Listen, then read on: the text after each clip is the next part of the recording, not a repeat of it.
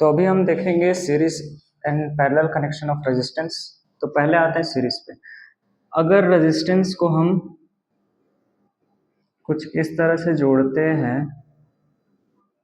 तो इसे कहा जाता है सीरीज कनेक्शन ऑफ रेजिस्टेंस। ठीक है, अब इसको होता क्या है कि इसको सॉल्यूशन करने के लिए हम इसको हटा करके एक सिंगल रेजिस्टेंस लगाते हैं। ठीक है, तो होगा क्या कि इन दो रेजिस्टेंस R1 और R2 ना लगा करके हम इस पे एक R इक्विवेलेंट वाला रेजिस्टेंस लगाते हैं और इसका जो वैल्यू आता है वो R1 प्लस R2 के बराबर आता है। ये होता है उसका, ऐसा कुछ फॉर्मूला होता है। हम न्यूमेरिकल बनाते हैं 5-6 एग्जाम्पल के लिए। अगर यहाँ पे एक रेजिस्टेंस है, दो रेजिस्टेंस है सीरीज में जुड़े हुए हैं, इसका वैल्यू है 2, इसका वैल्यू है 5 ओम। तो इसको हटा करके दो रेजिस्टेंस ना लगा करके मैं यहाँ पे एक सिंगल रेजिस्टेंस लगाऊंगा तो उसकी जो वैल्यू आएगी R equivalent is equal to 2 plus 5 आ जाएगा 7 ओम। ठीक है, तो इसका मतलब मैं यहाँ पे एक 7 ओम का एक रजिस्टर मैं लगाऊंगा। ठीक है, और एग्जांपल देखते हैं। अगर ये रेजिस्टेंस 3 लगा दें तो क्या होगा, 3 ओम, 4 ओम और ये हो गया 6 ओम। तो इन 3 रेजिस्टेंस को ना लगा करके मैं एक सिंगल रेजिस्टेंस यहाँ पे लगाऊंगा तो उसका जो वैल्यू आएगा वो क्या आ जाएगा, तो R equivalent is equal to 3 plus 4 plus 6, तो ये आ जाएगा 13 ओम, मतलब 13 ओम। ठीक, तो ये एक सीरीज वाला कनेक्शन था तो जो कि बहुत आसान था। एक और एग्जांपल देखते हैं।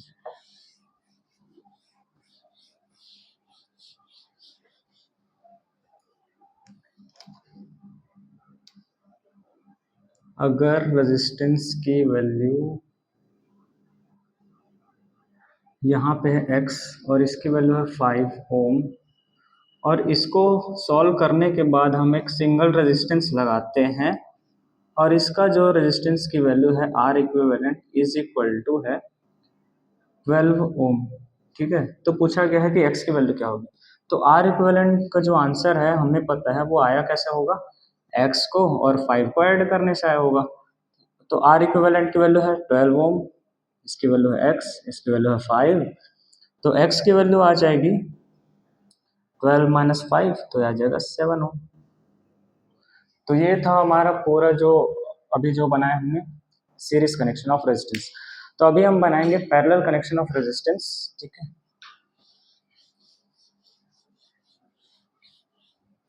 तो पैरेलल कनेक्शन में क्या होता है कि जो रेजिस्टेंस हमारा जो होता है वो इस तरह से कॉन्फ़िगरेशन में कुछ जुड़े रहते हैं। ठीक है, ऐसा ऐसा, और ये दो पॉइंट्स होते हैं। ठीक है, इसको मान लेते हैं ए और बी, और यहाँ पे एक R1 रेजिस्टेंस लगा हुआ है और यहाँ पे R2। अभी मैं फॉर्मूला बता रहा हूँ। ठीक है, तो होगा क्या कि यहाँ पर ये दो रेजिस्टेंस ना लगा करके ए और बी की जगह एक हम सिंगल रेजिस्टेंस यहाँ पे लगाएंगे, इसकी वैल्यू है R इक्विवेलेंट।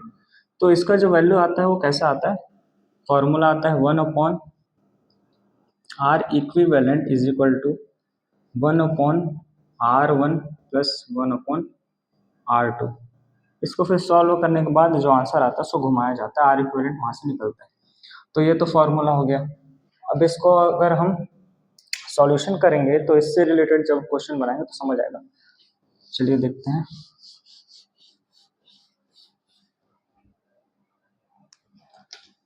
तो है मेरे पास, ये हो गया ए पॉइंट और यहाँ पे मैं रेजिस्टेंस बना देते हैं।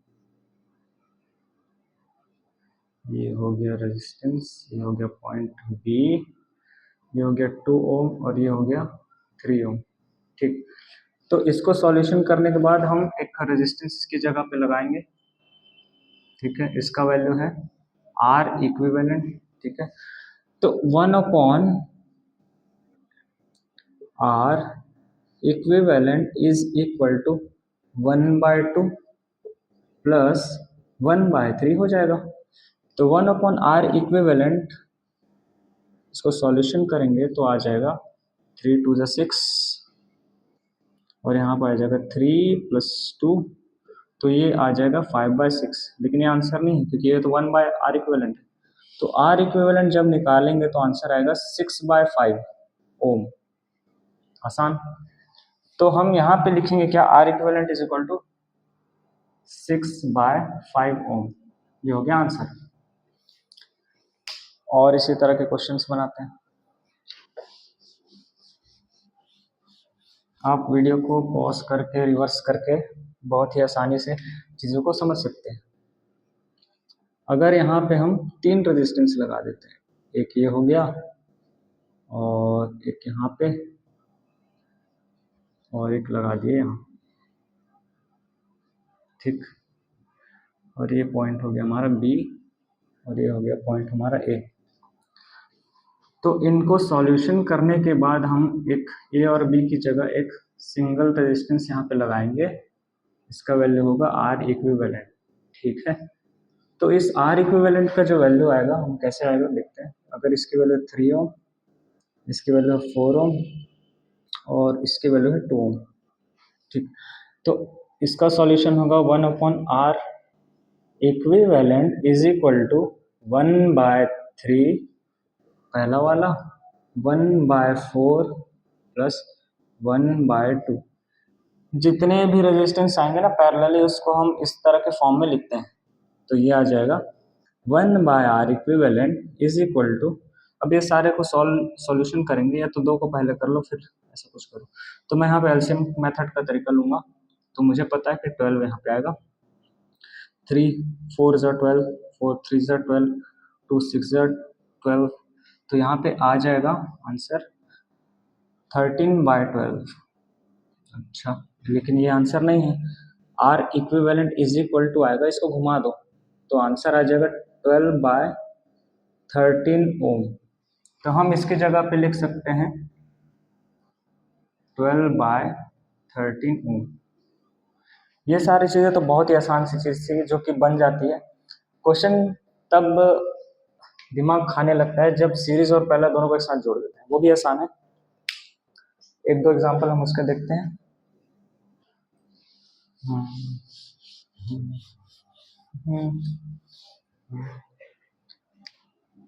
सीरीज सीरीज, ये हो गया सीरीज, और ये हो गया पैरेलल,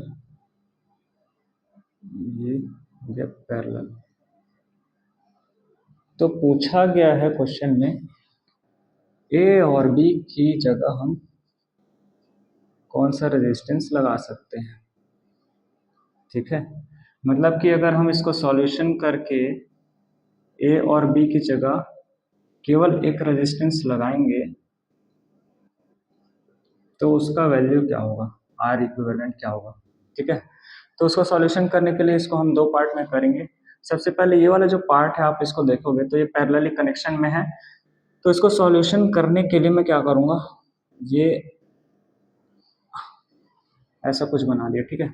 तो इसको सॉल्यूशन करूँगा तो यहाँ पे कुछ आर इक्विवेलेंट R1, चलो R1 ले लेता हूँ, ठीक है। R1 R होगा, इसकी वैल्यू है 2। मैंने इसको एज इट इज यहाँ पे उतार दिया। ए और बी के बीच ऐसा कुछ है। तो सबसे पहले हम R1 निकालेंगे। R1 के लिए होगा क्या, पैरेलल कनेक्शन।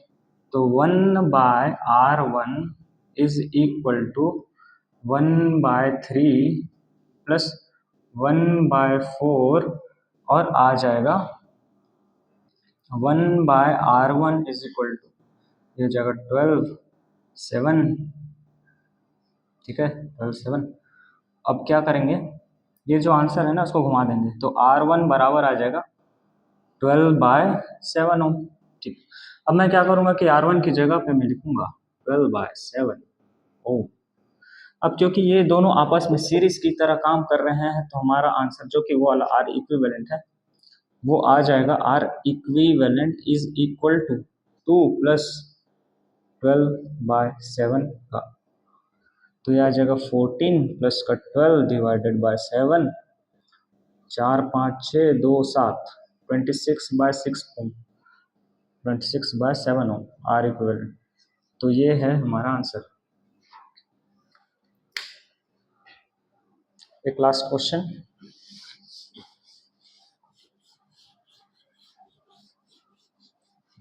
बहुत ही आसान से क्वेश्चन है।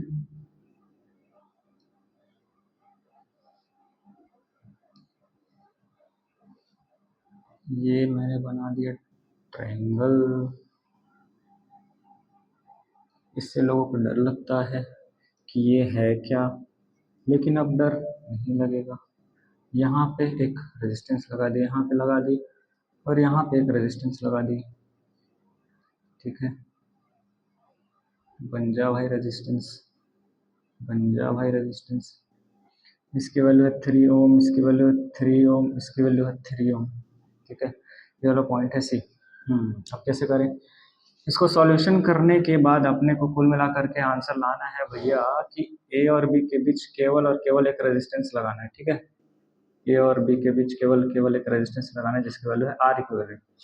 ठीक, तो आप ये वाला ऊपर वाला इसको सॉल्यूशन कर रहा हूँ, आप ऊपर वाले हिस्से में आप यहाँ पे थोड़ा सा गौर से देखोगे तो पता चलता है 3 और 3 आपस में एक ही तार से जुड़े हैं, मतलब वो सीरीज कनेक्शन में है। मैं डायग्राम को थोड़ा सा ना मॉडिफाई कर दूंगा ना तो बड़ा आसान लगेगा, बड़ा मजा आ जाएगा। ऐसा कर देता हूँ, और यहाँ पे 3 ओम 3 ओम ऐसे लगा दिया, तो ये हो गया 3 ओम, ये हो गया 3 ओम। ठीक है, और ये हो गया 3 ओम। ठीक है, ये वाला पॉइंट हो गया सी। 3 3 सीरीज में आ गए तो उसकी जगह पे मैं लिख सकता हूँ क्या, लिख सकता हूँ 6 ओम, नीचे बचा है 3 ओम। ठीक है, तो यहाँ पे हो गया बी, यहाँ पे ए, यहाँ पे बी, यहाँ पे ए। ठीक है, अब ये दोनों हो गए भैया पैरेलल। ठीक है, और इसका जो आंसर है वो आर इक्विवेलेंट है, तो 1/r equivalent is equal to हो जाएगा 1/6 प्लस 1/3 इज इक्वल टू 6। यहाँ पे एलसीएम आ जाएगा 1 3 2 जा 6, 3/6 मतलब कि 1/2। 1/2 इसका आंसर नहीं है, R equivalent is equal to, इसको पलटी मार दो 2 ओम, तो 2 ओम इसका आंसर है।